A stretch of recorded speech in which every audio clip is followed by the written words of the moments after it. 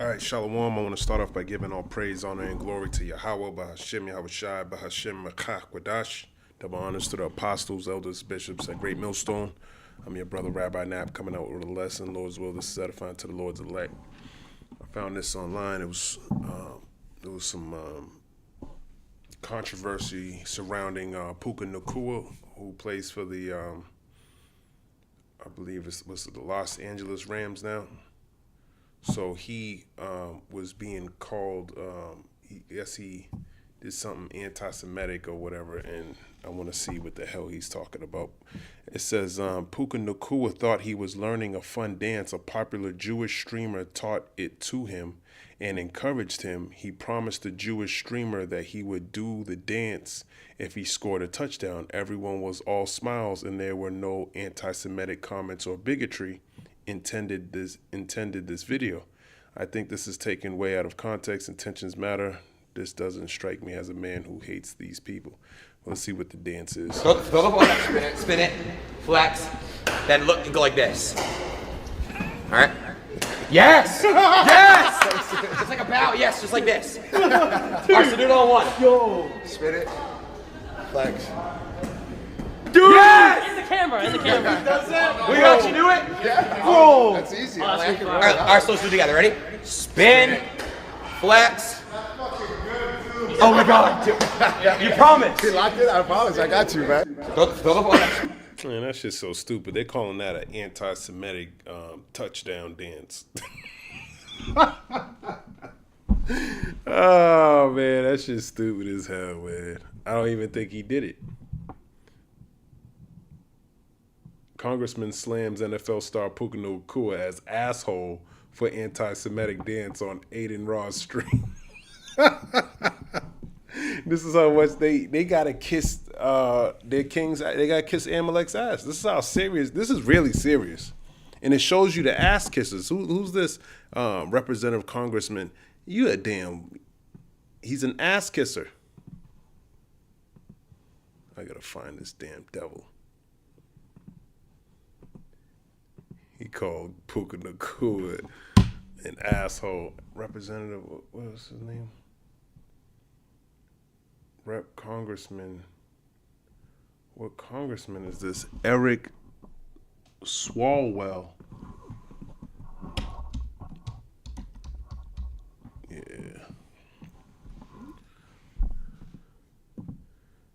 Yeah, this dude here, Eric Swalwell. Eric Swalwell is an American lawyer and politician serving as the U.S. Rep from California's 14th Congressional District since 2023, having previously represented the 15th District from 2013 to 23. A member of the Democratic Party, his district covers most of eastern Alameda County. And, you know, whenever there's something where he can kiss the ring, he gonna do it. Soon as he heard about this, they probably all sent each other's texts, and we better say something about this. This is something stupid as hell, man. Spin it, flex, then look and go like this. And why is Puka Nacua getting all the blame for this? Shouldn't this fucking piece of shit right here get the blame for telling him this? Puka Nacua didn't have nothing. He didn't know nothing about what this nigga's talking. This devil right here is telling him to do. Fucking piece of shit. But that's what you get. That's what the fuck you get. Puka Nacua. Let's see what's your nationality, Puka. Puka Nacua is an American citizen born in U.S. Provo, Utah. He has strong Polynesian roots, being of Samoan, Hawaiian, and Portuguese descent, which is a big part of his identity and heritage. He's an American football star for the Rams, but his family background is deeply tied to the specific islander culture. So he's Polynesian. Let's see what his father is. Probably Polynesian.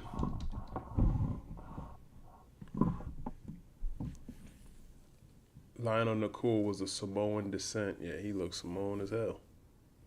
As Puka himself is a Samoan, Hawaiian, and Portuguese. And his father shared that heritage with Lionel, having dreamed of his sons playing football at BYU before his passing from diabetes complications. I don't know, man. Who knows, man? Jake be dying from diabetes. You never know though. But he you know, whether he's not, it really don't matter. It's still how that word, man, this nigga can use that word for anything. You put your hands together, that got something to do with him. You go dance in the touchdown. He's calling that anti-Semitic touchdown dances. Foolishness, man. Isaiah 29 in verse 20, for the terrible one. Let's start at 17. It is not yet a very little while, and Lebanon shall be turned into a fruitful field, and a fruitful field shall be esteemed as a forest. Let me see what this is talking about.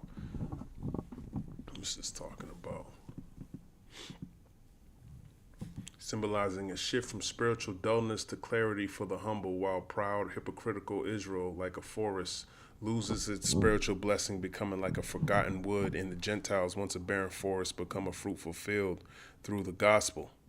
It's a promise of divine reversal, spiritual awakening and restoration for the meek, contrasting with judgment for the rebellious. And we can see that now. And in that day shall the deaf hear the words of the book, and the eyes of the blind shall see out of the obscurity and out of darkness. And I believe that's where we're at today. You know, having this wisdom, knowledge, and understanding of who we are in these last days are allowing us to see through the darkness. Isaiah 29 and 18 means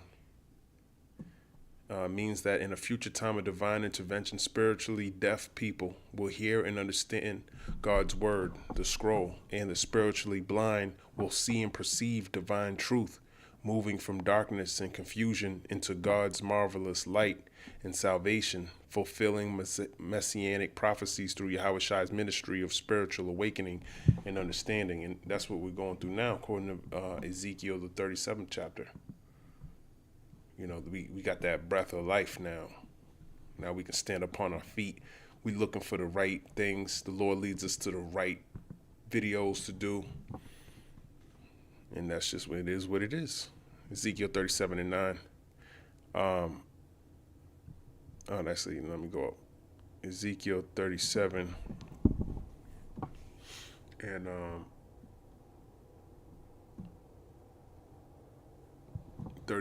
37 and 7. So I prophesied as I was commanded, and as I prophesied, there was a noise, and behold, a shaking, and the bones came together, bone to his bone.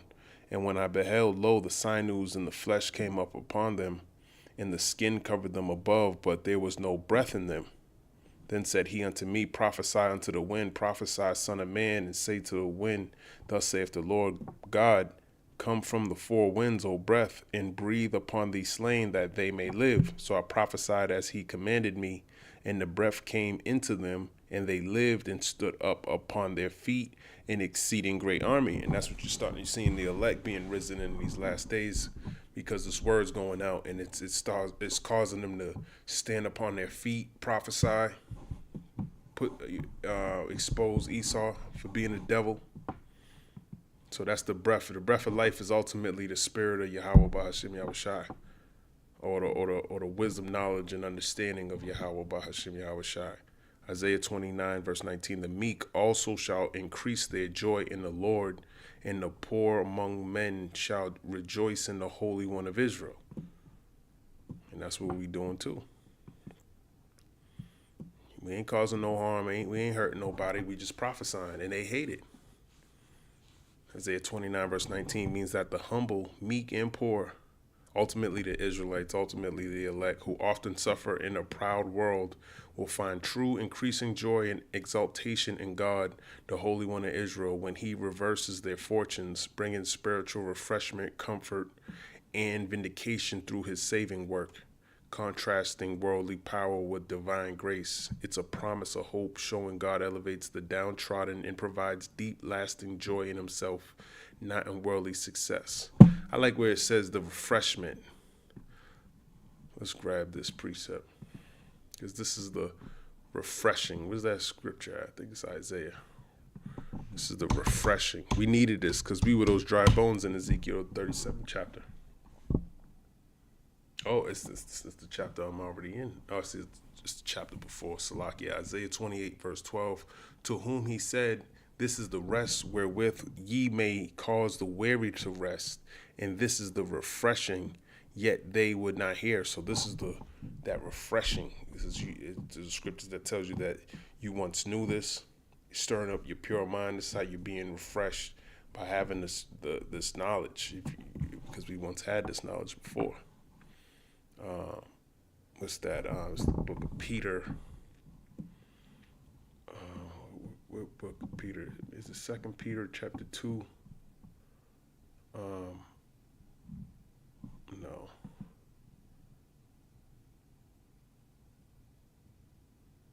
I think it's 2 Peter 3. 2 Peter 3.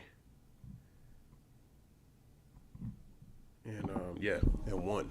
The second epistle, beloved, I now write unto you, in both which I stir up your pure minds by way of remembrance, that ye may be mindful of the words which were spoken before by the holy prophets, and of the commandment of us, the apostles of the Lord and Savior. So, actually, that matches up with, I believe, the book of, what book does this match up with? I think it matches up with the book of Jude, but it's not giving me the precept, because him stirring up your pure minds is because ultimately you already had this knowledge once before. So the elect are just obtaining it again.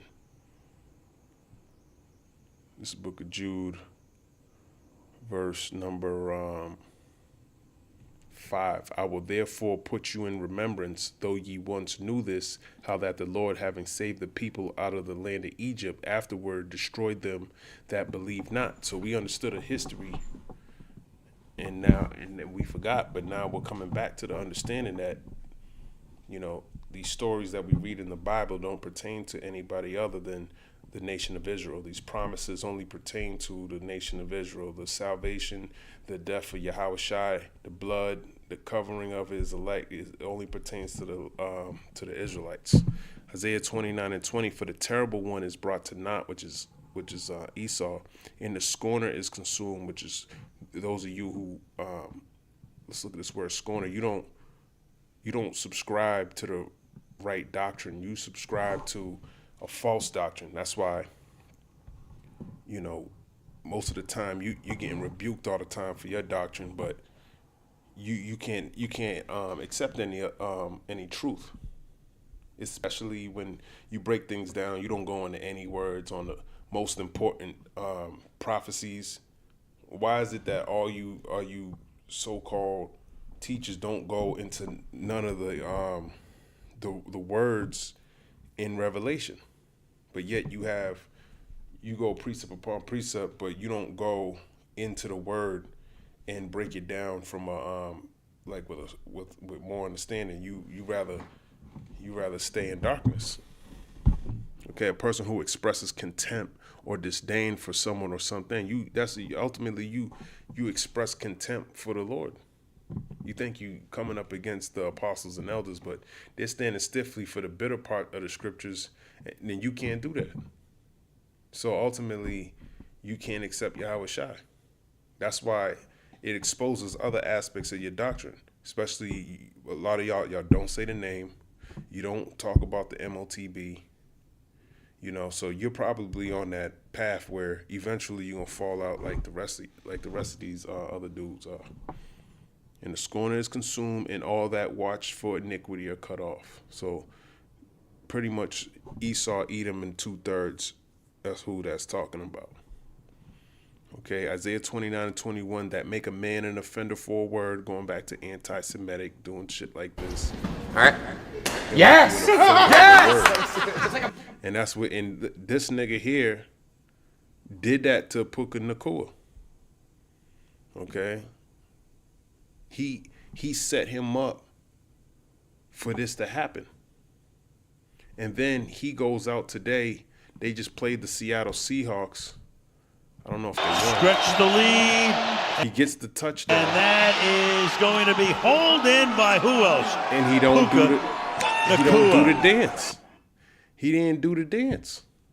But yet he's over here apologizing for something he didn't even do ahead of time. So why do you think he's doing that? He understands that there's somebody in power, and he has a lot of power, and that'll affect his whole life. And he don't wanna offend him in any way, especially with that word being attached to him. Okay, that make a man an offender for a word, and he gonna do that with us. And you might think, oh well, it is bigotry, it's this, it's that. It's the truth, man. You go in the Bible and see for yourself, man. Go read it for yourself, and then you'll see, okay, this nigga's gonna come back around, just like it tells you in Amos the 8th chapter, and try to take out the word. And all of these steps that he's taking to do it is exposing himself for being the devil, for being the wicked one. He's gonna expose himself by coming down with great wrath and doing all. Even though he's being exposed on a day to day, everything that's happening right now is exposing him. But no one can see it. But I'd rather fall in the hands of the Lord than be. He tells you not to be afraid. You better be afraid of the Lord, man. Because it tells you, even if you never offended, he'll make it where you do offend. He'll make it where he'll use some AI shit to make you an offender of the word. You have no control over what's going on. This is why we giving our making our calling an election sure. But you got to be studied. You got to see, and you got to truly believe, and you got to trust in Yahweh Shai that he gonna deliver you in these last days. Because if you don't have that faith, man, he gonna break you, man. And a lot of y'all are already being broken. He already hitting you off of bread. You falling out the truth. So y'all are the feeble. Y'all are the weak. Those are weak ass Israelites. They're on the street corners with guns, and it's showing you how weak they actually are. How soft and weak and they spiritually are. All the going out to camp with swords, and man, that's just weak as hell. But when it actually came down to it, it only took a couple of Federal Reserve notes for you to forsake the Lord. That's weak as hell. But he's gonna keep going down the line. Everyone's gonna be tested. Money might not get you out of this truth, but it might be something else. He knows how to go against you in indirect ways. He'll come after your family. Ultimately, he gonna come after you just like he gonna set up a blockade, through the spirit, where he gonna test you through the food, through the water, through your stability. He gonna try to attack your foundation and see what you really standing on. And the majority of you are standing on something that's connected to this world. So I already know he gonna make a man an offender for a word, just like if he's calling somebody doing a touchdown dance he didn't even do when he actually got the touchdown today. He did some old stupid swimming dumb shit because he was afraid of the devil, and lay a snare for him that reproveth in the gate. So those of us who reproveth in the gate, according to Amos 5, and you bringing out the scriptures, you're making your calling an election sure, you're talking about Esau, Edom, you are doing the work, you're making videos, you're subscribed to videos, and I want to be subscribing. Don't subscribe to me. Go somewhere else, man. All right? Because just the subscription could put you into an algorithm where it marks you as being everything that I'm talking about. Amos 5:10, they hate him that rebuketh in the gate, and they abhor him that speaketh uprightly. So they hate the Lord, they hate his men, they hate the word. So that's why they're going to turn around and try to take it off the streets, take it out, This is what they ultimately want to get rid of. Okay, that's why a lot of them, they don't believe in Yahweh Shai. They don't even say his name correctly. Amos 8:11, behold, the days come, saith the Lord Yahweh, that I will send a famine into the land, not a famine of bread, nor a thirst for water, but of hearing the words of the Lord Yahweh. Okay, so the hearing of the word Yahweh, they want to get rid of that name. They don't want to hear about Yahweh. They don't want to hear about Israel. They don't want to hear about the house of David, Yahweh Shai. They want to cut all that off. 1 Samuel 3:1, and the child Samuel ministered unto Lord Yahweh before Eli, and the word of the Lord Yahweh was precious in those days. There was no open vision. And there was no open vision. And guess what? There's not going to be an open vision in the near future.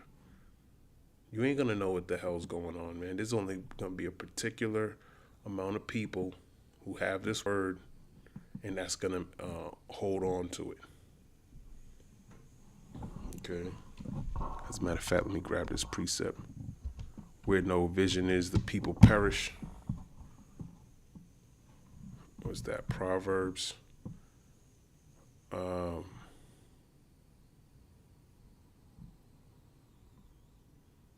Is it Proverbs? Yeah, Proverbs 29:18. It says, where there is no vision, the people perish, but he that keepeth the law, happy is he. And they don't even teach the law like that. You know, they don't teach it to y'all like that. They look at you like Goyim. You go to Israel today and try to tell them about Yahweh Shai, they'll spit at your feet. Proverbs 29:18 means that without divine guidance or prophetic vision, people lose restraint, run wild, and ultimately fail or perish. But those who follow God's law, revelation, find blessing and order. I don't know where they get revelation from. The vision refers to God's revelation to prophets, okay? Not just personal ideas leading to a lack of moral direction, while keeping the law brings happiness and stability. Ultimately, it prospers you. So they hate him that reproveth in the gate and turn aside the just for a thing and not. And that's what he's going to do with making you an offender of a word, for a word. Now the Jew was just saying how it's like a cancer. He was trying to explain those of us who have possessed this truth is like a cancer. He wasn't really being specific on who he was talking about, but I understand that this word through the Spirit is like that because it's spreading. More people are waking up to the truth, and they're not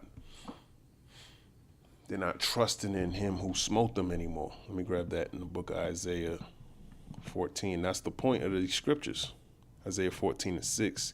He who smote the people with wrath with a continual stroke, he that ruled the nations in anger is persecuted and none hindereth. That's not what I'm looking for, but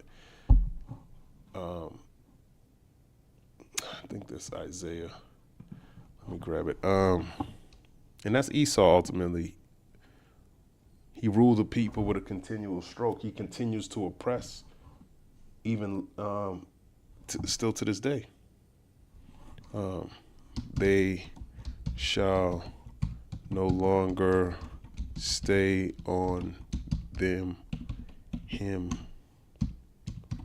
who smote them. Isaiah 10:20. Let's go there.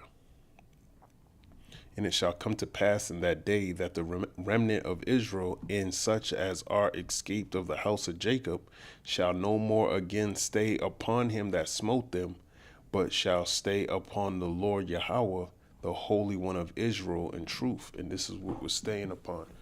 Before, we used to trust in Esau. Everything's, you believed in the system that's in place.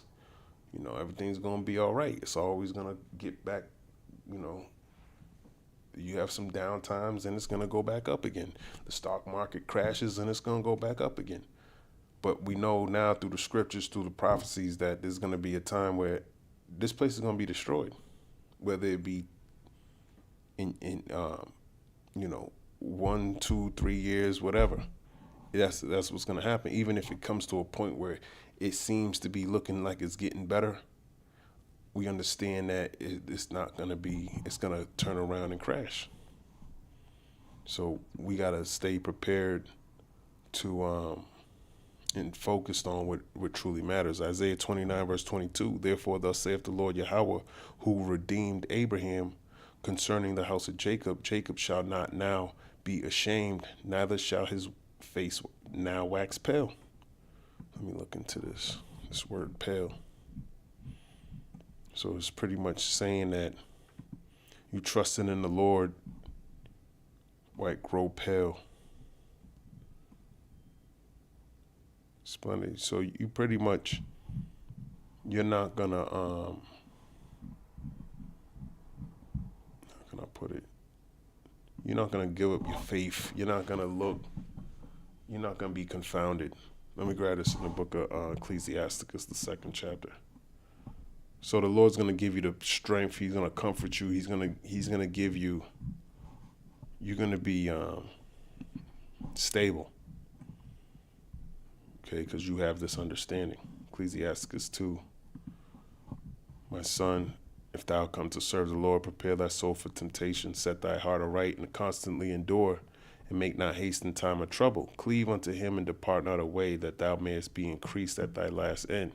Whatsoever is brought upon thee, take cheerfully, and be patient when thou art changed to a lower state. So you got to be patient. You got to constantly endure. You got to prepare thy soul for temptation. Verse 5, for gold is tried in the fire, and acceptable men in the furnace of adversity.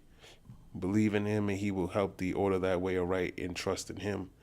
Ye that fear the Lord, wait for his mercy, and go not aside, lest ye fall.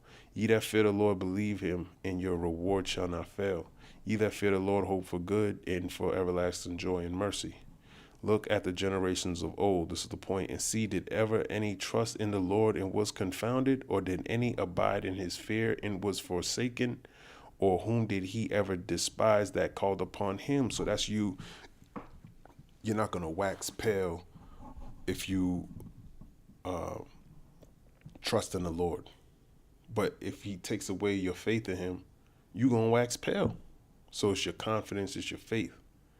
For the Lord is full of compassion and mercy, long-suffering, very pitiful, and forgiveth sins, and saveth in time of affliction. So if you don't believe that he can save you in the time of affliction, then you're going to wax pale.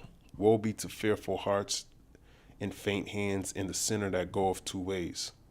Woe unto him, woe's death and destruction, that is faint-hearted. Faint-hearted means you've given up.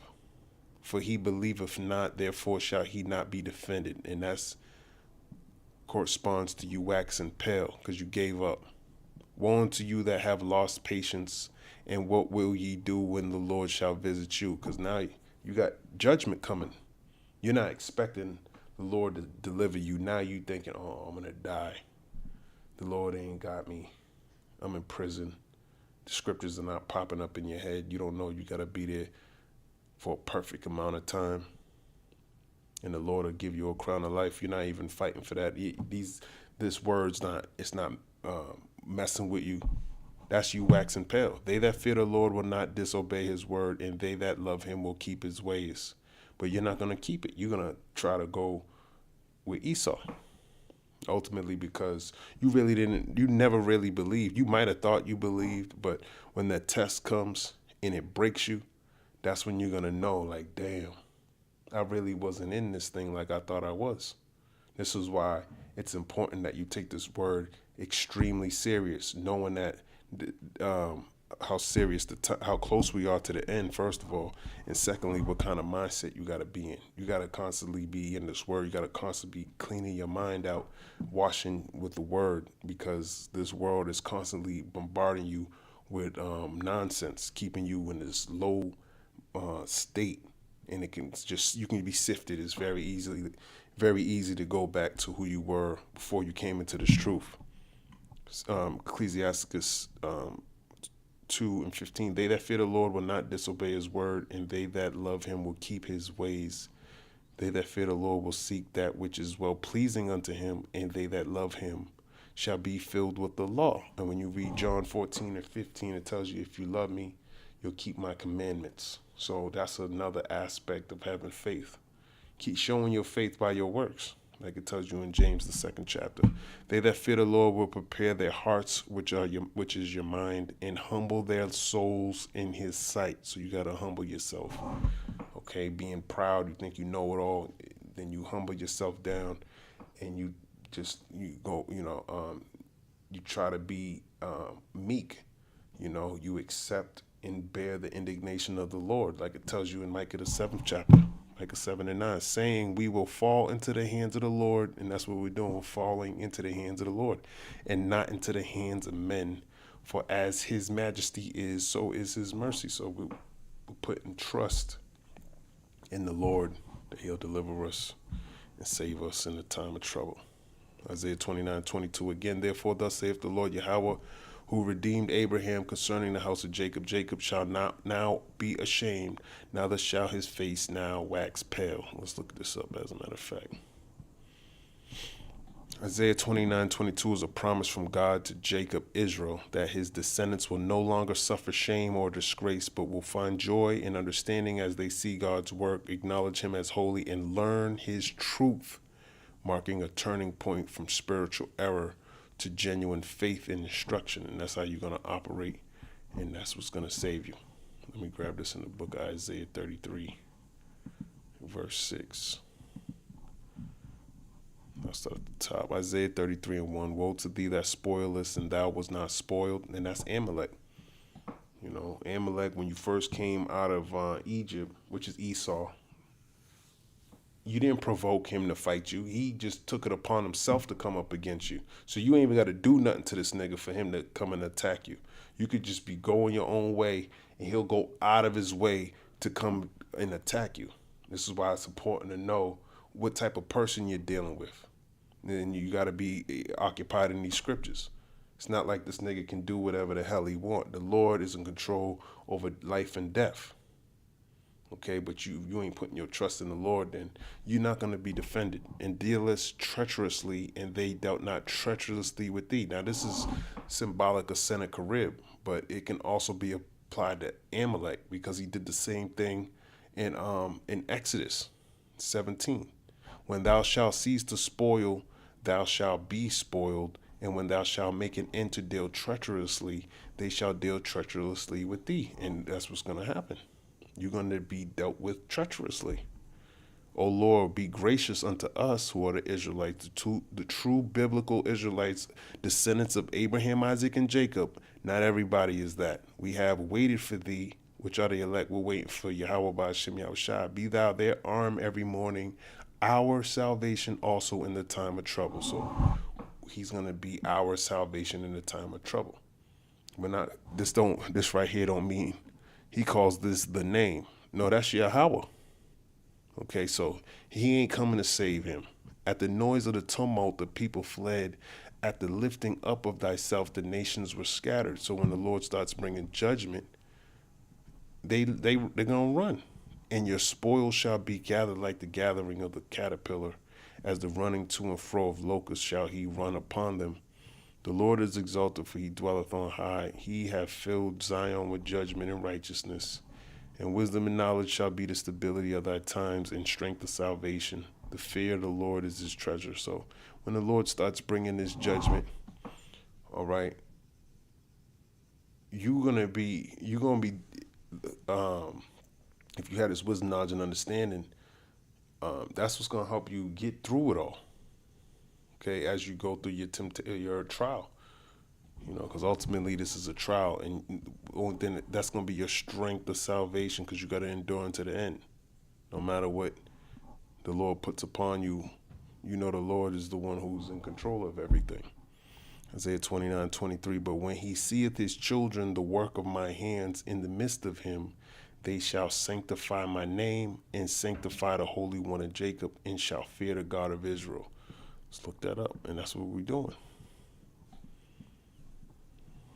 That's what we're doing, man. We sanctifying the Lord's name, making it holy. Means that after a period of judgment and spiritual blindness, God will restore his people, Jacob's descendants.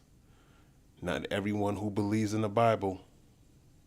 It wasn't replaced by supersessionism by you damn Catholic churches, who will then show genuine heartfelt reverence, sanctifying his holy name and fearing the God of Israel, recognizing him as their creator and redeemer, a transformation from mere outward ritual to true inward devotion. And that's what you're seeing from the Israelites, from the so-called Negroes, Latinos, and Native Americans.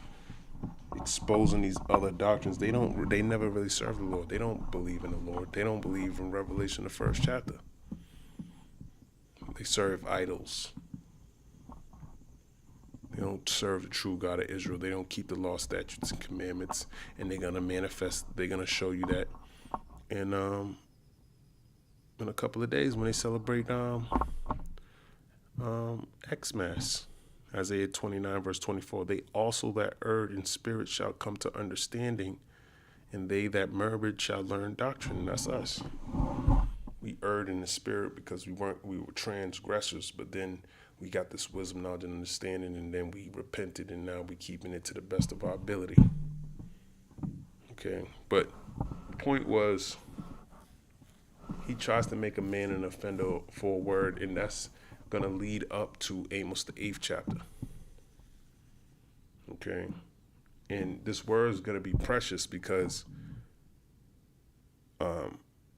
when it's all said and done, when these things start coming to pass, when the Lord's judgments start being executed, you're gonna know that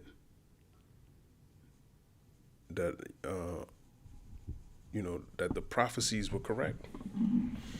You're gonna see men. You're gonna know the Lord's gonna reveal who His chosen are, and it's gonna be clear as day. The things that they're gonna be going through, enduring, it's gonna be undeniable. Because in this time right now, you can kind of get a glimpse of who's part of that number. Judging by how people are operating in the spirit, a lot of people are switching up. They're double-minded. They're giving up. They're fainting. They're tapping out. So that's not the elect. But who do you see enduring all of these temptations? I see the apostles and elders on down. I see men going harder, trying to stay firm in this thing. 1 Samuel 28:6. And when Saul inquired of the Lord answered him not, neither by dreams, nor by Urim, nor by prophets. So the same thing with Saul. He gonna be taking away your oil, and you're gonna feel forsaken. You're gonna wax pale. 2/3 of the house of Israel, you're gonna wax pale, man. You're gonna feel it in your spirit that the Lord forsaken you. He ain't dealing with you at all. You're gonna feel condemned all the way for everlasting.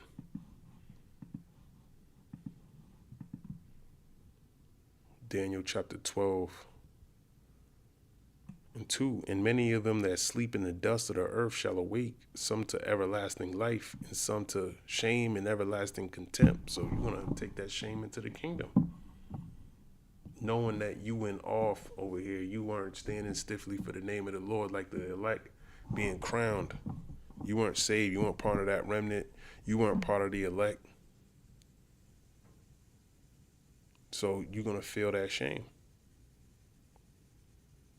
You're gonna know you were coming up against the men of the Lord. That's a shameful thing. 1 Samuel 28:15. And Samuel said to Saul, why hast thou disquieted me to bring me up? And Saul answered, I am sore distressed, for the Philistines make war against me, and God is departed from me, and answereth me no more, neither by prophets nor by dreams. Therefore I have called thee, that thou mayest make known unto me what I shall do. So you're going to run out of oil. Just like it tells you in Matthew the 25th chapter, and we're going to tell you go buy. Go to the markets and buy. And you're starting to see that now. You're gonna be looking for forgiveness. You're going to have the MO, oh, I'm so sorry, you were right.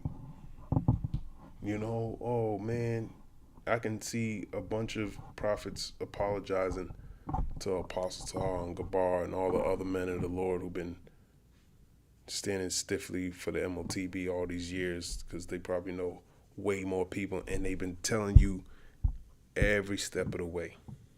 And I can see it now that when you feel that condemned, you're gonna be so humbled that you're gonna you're gonna apologize, but it might even be too late. You might not get the chance to apologize. You might have to just hold it and take it into the kingdom. Psalm 74:9. And then the next time you see the men you were scoffing at, you're going to see them in their glory. And you're going to be ashamed. Psalm 74:9. We see not our signs. There is no more any prophet, neither is there among us any that knoweth how long. That's what y'all going to be like, man. Nobody know of how long. Clearly prophecy is being played out, but yet you don't know the prophecies. You don't know, you weren't measuring the times diligently. So you're going to have this same thought here. No one really knows how long, but we know through prophecy that it's close. How much more closer when the MOTB is mandated, the wars are kicking off, the least of the flock is drawing them out. You right at the cusp, but you think, okay, I got the MOTB. Probably at that time, I'm good. I'm not a pilgrim in the earth. I'm comfortable. I got a roof over my head. My kids are fed. We chilling in 15-minute cities. My bank account is fat. You're going to feel good. You're going to be feeling comfortable. You're probably going to be watching the news, seeing people that you saw stand up stiffly for the name of the Lord and think, I'm glad I wasn't on the highways and hedges. And then the Lord's going to come. And you're going to see people get beamed up. And you're going to realize it wasn't, you didn't get beamed up. And then you're going to really feel it, because then the thermonuclear missiles are coming. Isaiah 5:6. And I will lay a waste, it shall not be pruned nor digged, but there shall come up briars and thorns. I will also command the clouds that they rain no rain upon it. So no water, no rain, no fruit, no word.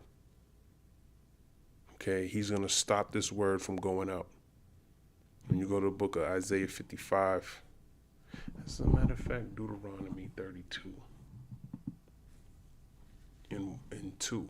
My doctrine shall drop as the rain, my speech shall distill as the dew, as the small rain upon the tender herb, and as the showers upon the grass. So his doctrine is like rain. Okay. Isaiah 55.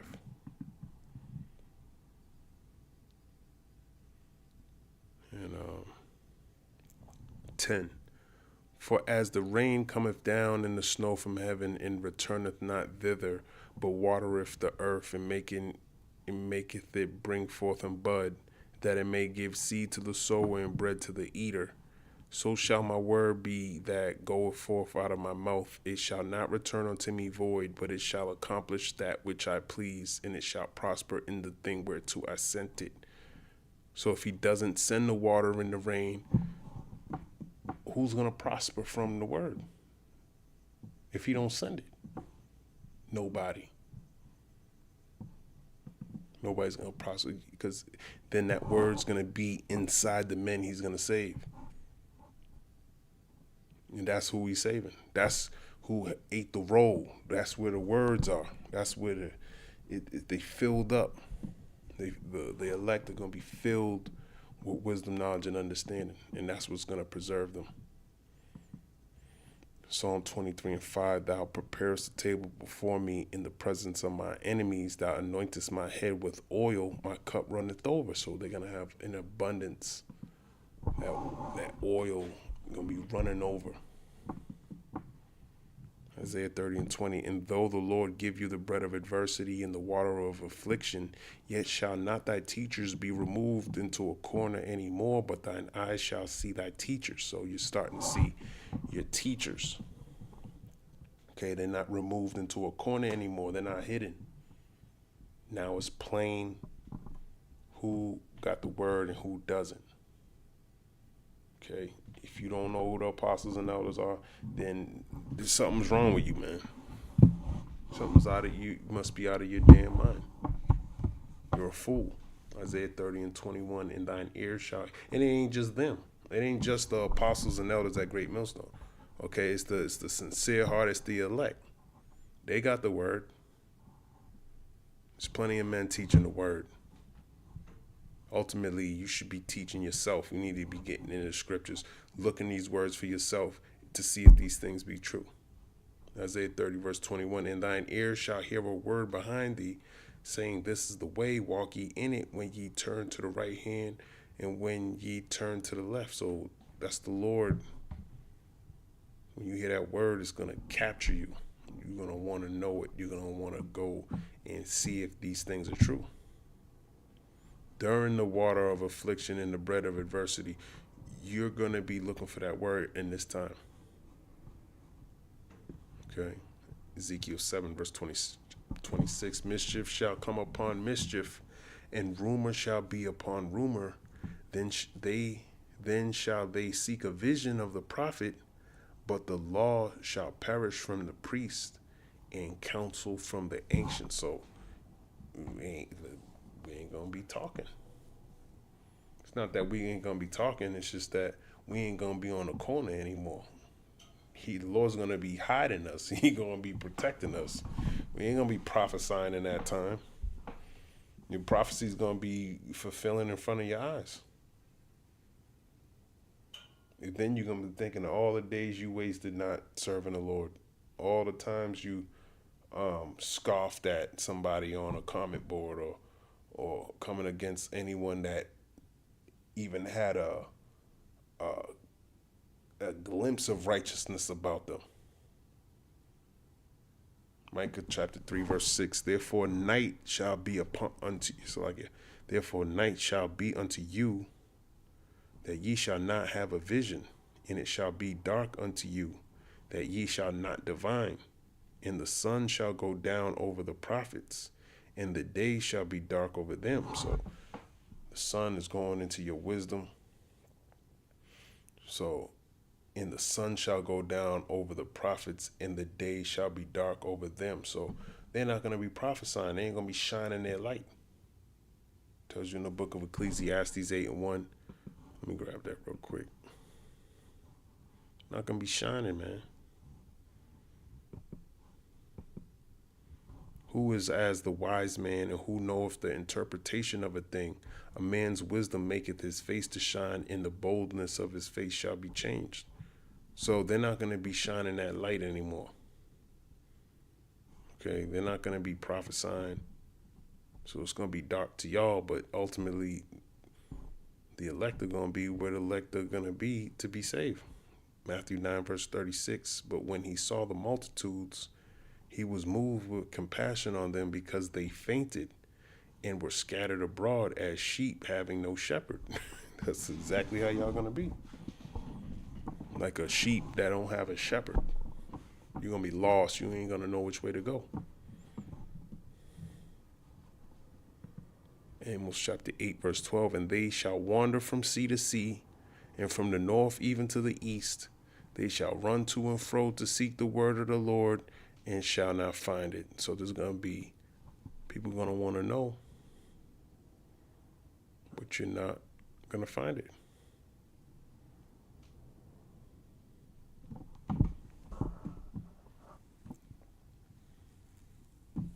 Okay, there's plenty of good precepts in here.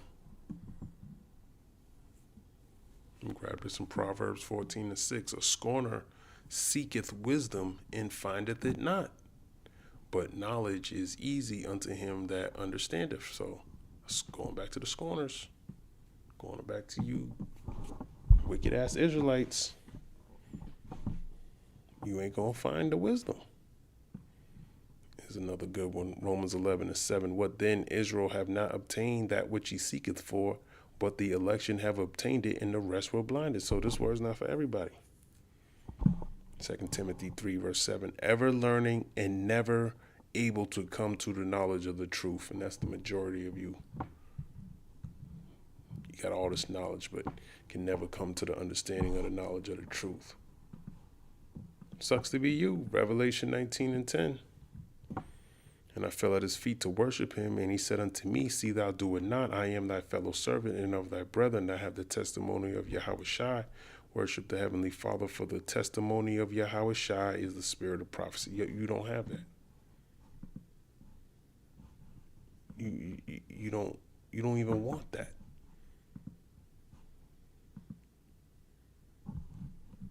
First Corinthians 14 verse 32. And the spirits of the prophets are subject to the prophets. So it's because it don't belong to you.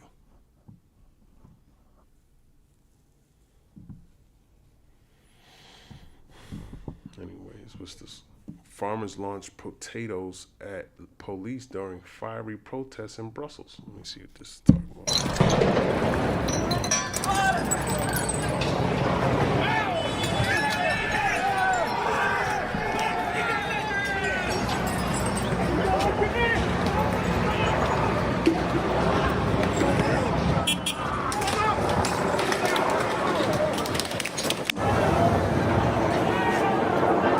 After protests came out against a European South American free trade agreement,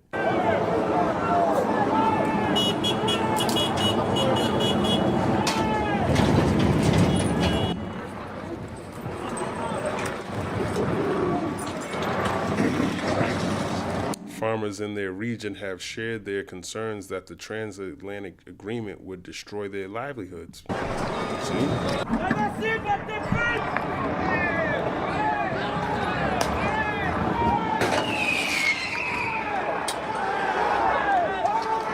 And what do you think is going to happen in America when these construction company people ain't working anymore? What do you think they're going to do? You think they're just going to go and hope they get unemployment? No, they're going to be doing shit like this. They're going to be doing worse shit than this. Those people are out of their damn minds. They work in buildings and they don't even follow the OSHA guidelines. They don't wear masks and goggles. They don't even put the gloves on when they're using a saw. They don't do shit like that. They're out of their damn minds. Even though they get the most injuries from these things, they just never learn. So when those people are not working, they're gonna have plenty of time to cause all types of mischief. That's what keeps them out of harm's way, work. But when they ain't got no work, these people are just like these people. They ain't gonna be throwing potatoes, they're gonna be throwing bullets at you.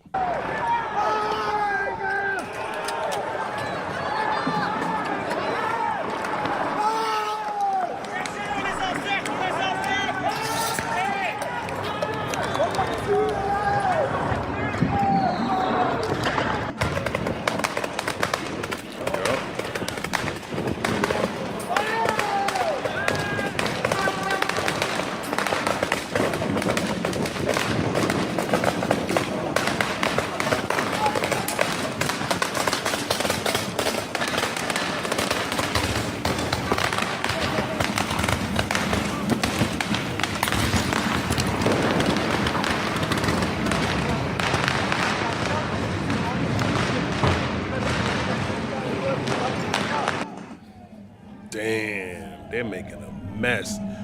Look at all these John Deere trucks. They dropping tires.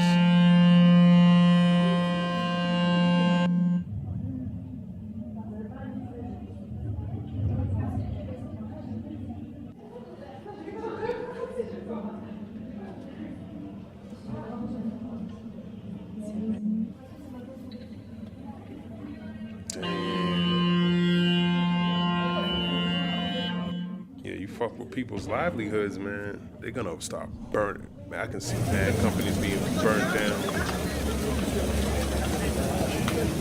I'm gonna watch the whole thing, but I'm gonna grab Second Edge 15 real quick. Second Edge chapter 15. Lord already told us about all of this. Second Edge 15, verse 14. Woe to the world and them that dwell therein. For the sword and their destruction draweth nigh, and one people shall stand up to fight against another with swords in their hands. For there shall be sedition among men, and invading one another. They shall not regard their kings nor princes. In the course of their actions shall stand in their power. So there you go. I mean, there's more to it, but that's pretty much the swords in their hands. Right now, these farmers got potatoes, but not over here in Babylon, man. These construction workers that rely on these jobs, I wouldn't be surprised they start getting some, somebody did something to you at work or caused you to lose your job. It's gonna be like a purge, man. It's gonna start off like that, but eventually everyone's gonna be screwed. Nobody's gonna be safe. They're gonna have to make laws for you to stay in place. That's how out of hand it's gonna get.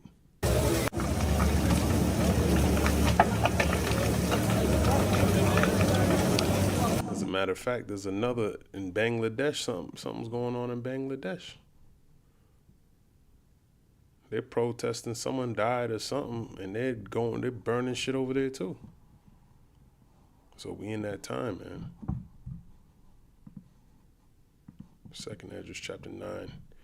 He answered me then and said, measure thou the time diligently in itself, and when thou seest part of the signs past, which I have told thee before, then shalt thou understand that it is the very same time wherein the highest will begin to visit the world which he made.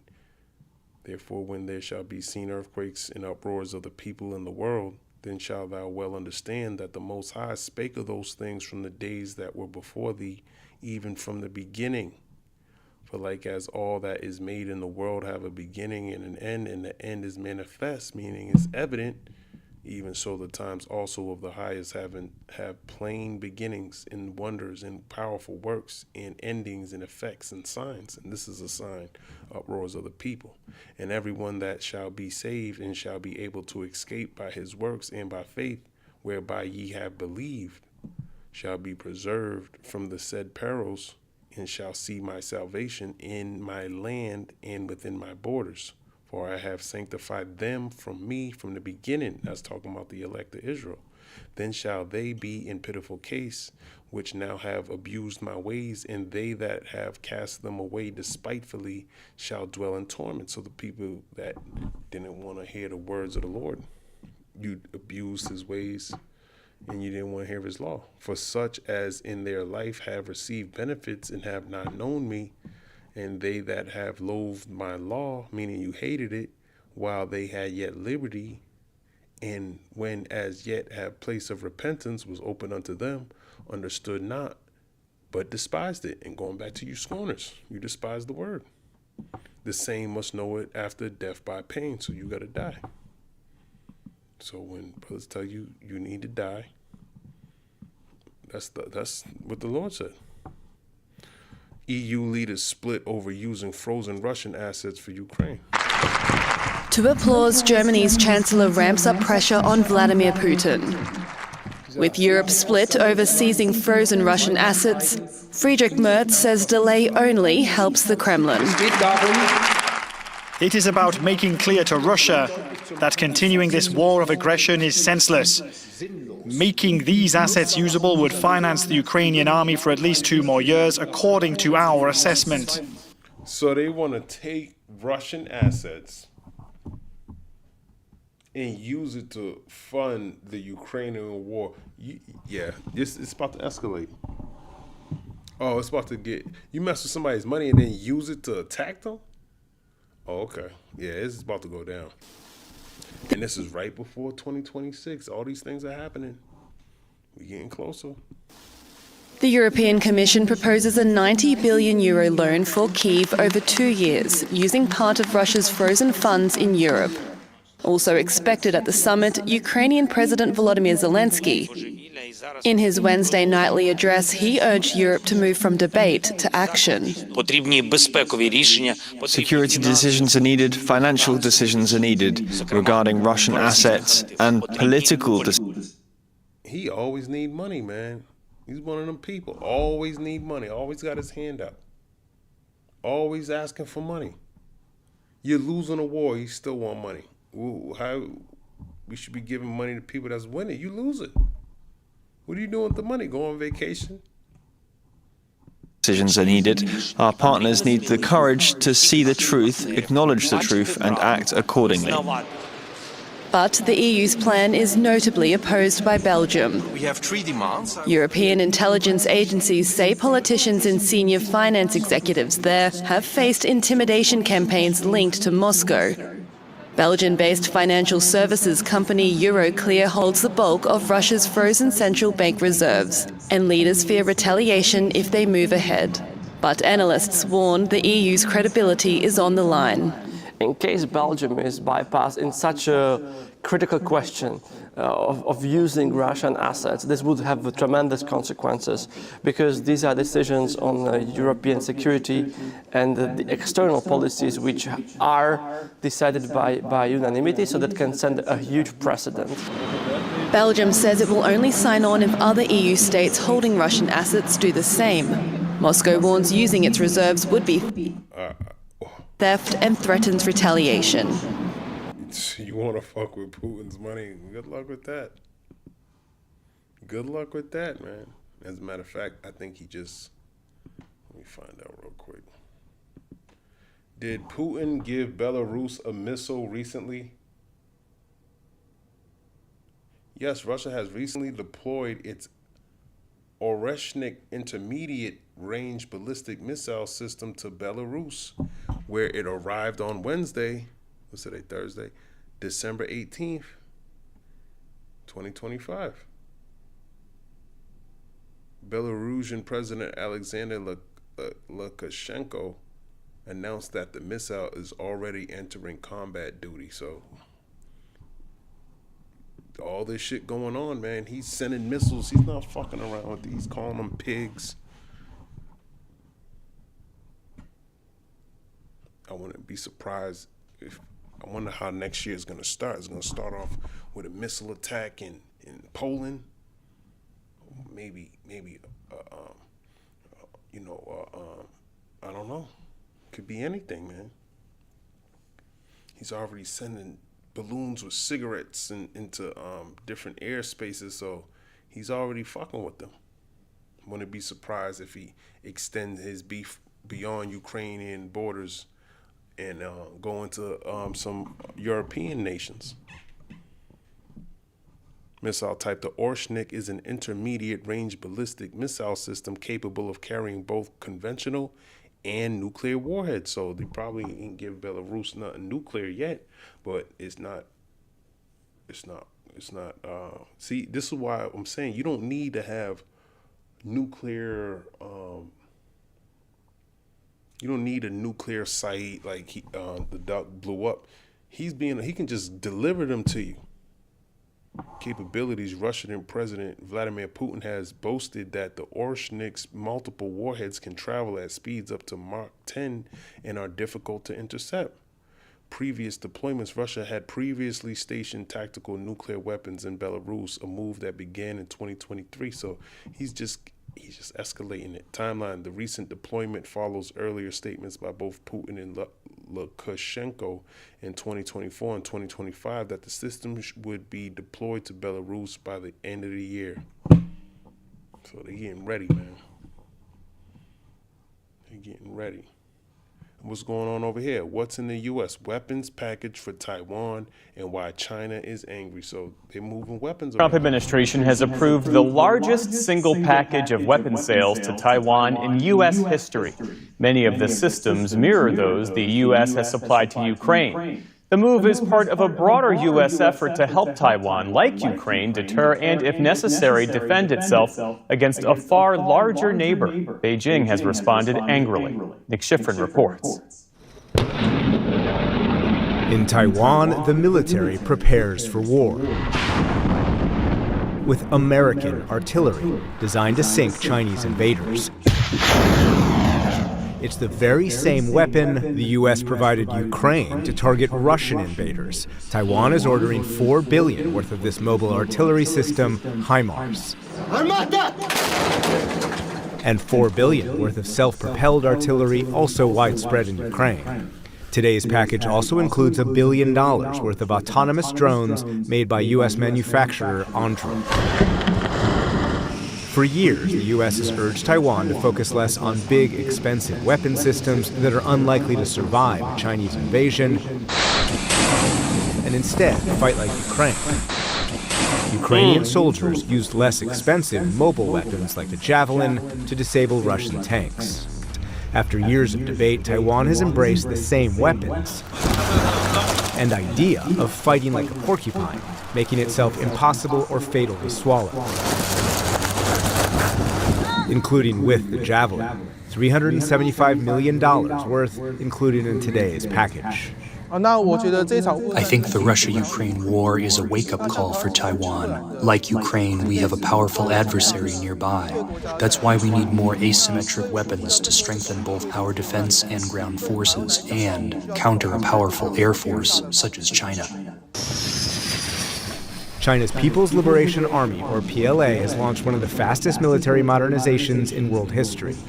The U.S. says the buildup is custom designed to prevent U.S. forces to come to Taiwan's rescue, as demonstrated in these propaganda videos, and to be able to invade Taiwan by 2027. Today's package of weapons designed to stop this from happening.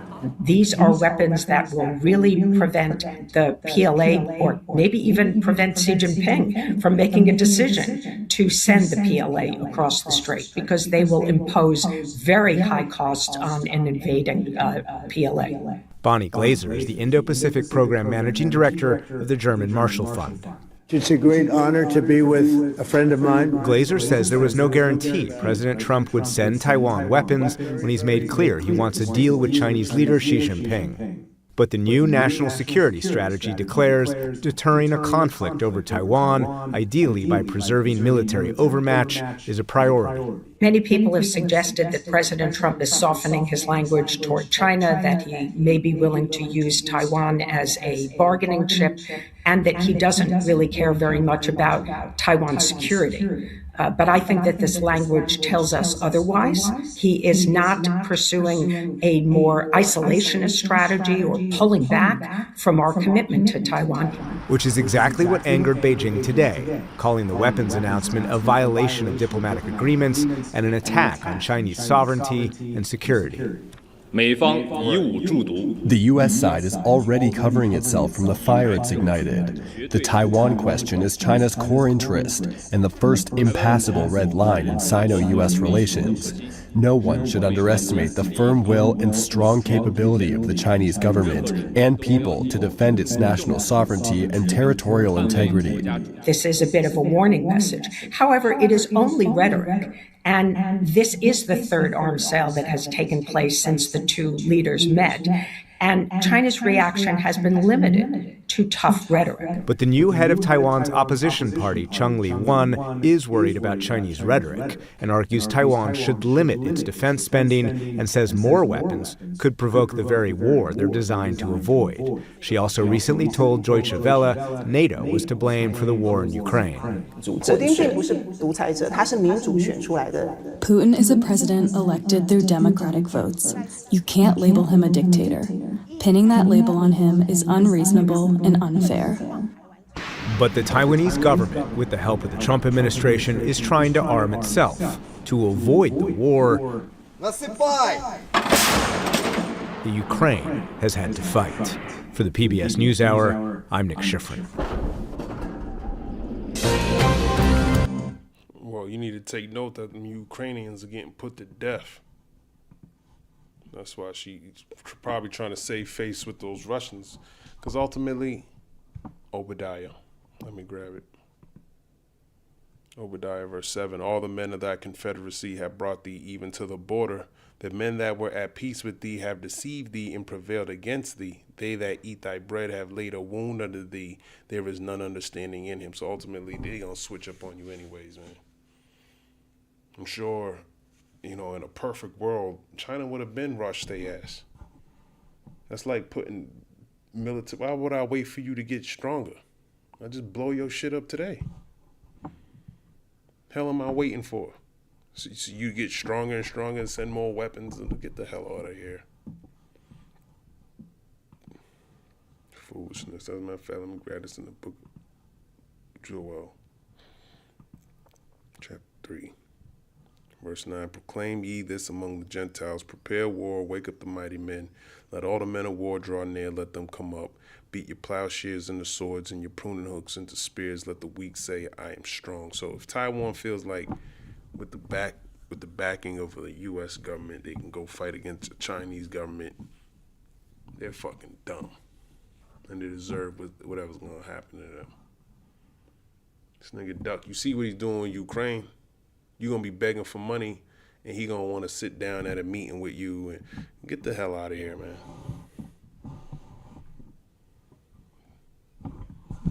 Get the hell out of here. What's that in the book of Luke?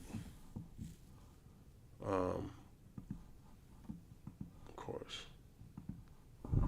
Gotta count the costs. Where's that at? Luke 14 and 28. I just typed that in and it didn't even pop up. Luke 14. 28. For which of you intending to build a tower sitteth not down first and counteth the costs, whether he have sufficient to finish it? You want to go to war with China and you think America's going to back you up. You're a fool. You're an idiot.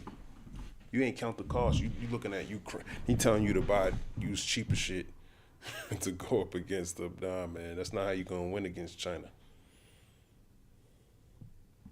Lest happily after he have laid the foundation and is not able to finish it, all that behold it begin to mock him. So they're going to mock you. You being mocked already, being mocked right now in this video.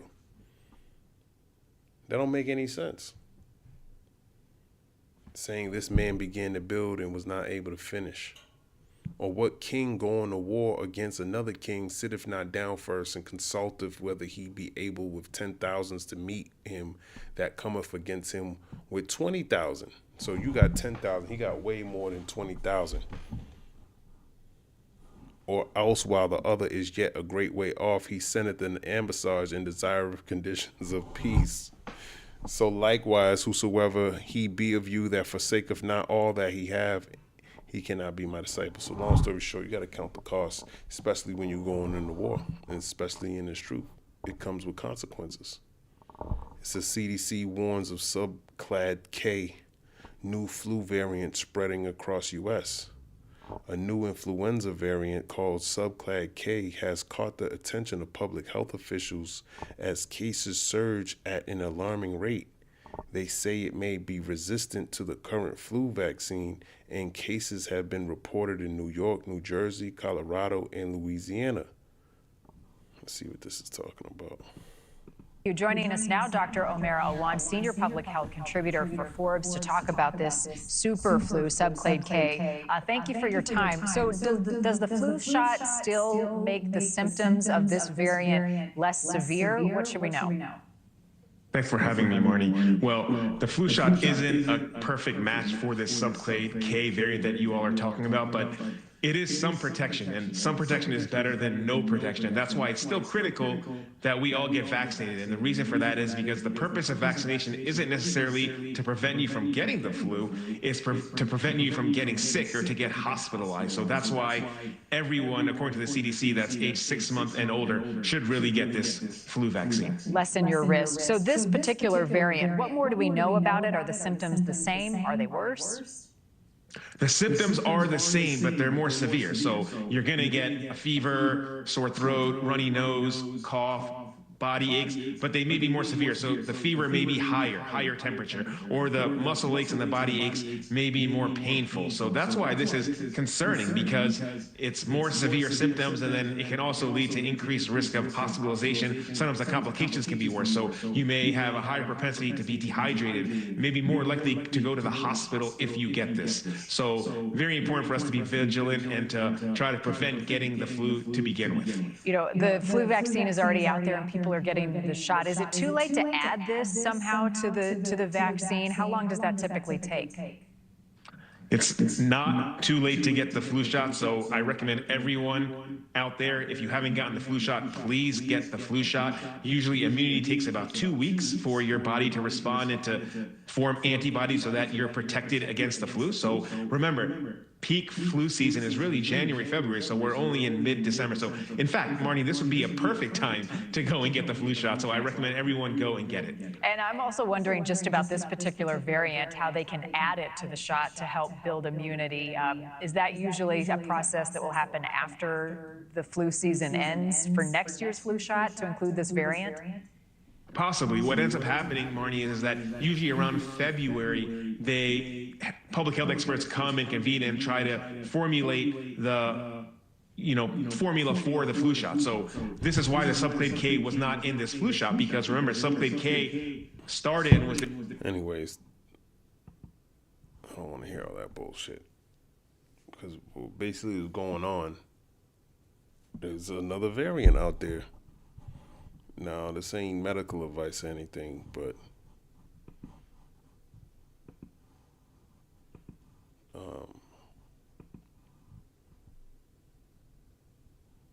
Esau is a physician of no value. I want to be listening to him. If I were you, trust the Lord. All right. Oh, that's 13. It's Job 13. And I forgot where it was. Let me see if I can grab it. Physician of no value. It's Job 13, right? I'm there. I can't see these precepts anymore. I don't know why. Okay, Job 13:4. But ye are forgers of lies. Ye are all physicians of no value. And that's talking about Esau, Edom, man. Never trust thine enemy. You want to, when it comes to the Lord, man, he gave you everything that you need. But this is the time where we need to be extra diligent, knowing what's going on, and ultimately praying to the Lord, praying that he can keep you away from these different variants and all that shit. There's so much shit, whether it be your food, your water, the air, variants, people crazy, you need protection you need divine protection from everything. But I'm going to end it here. Lord's will, this was edifying. Shalom.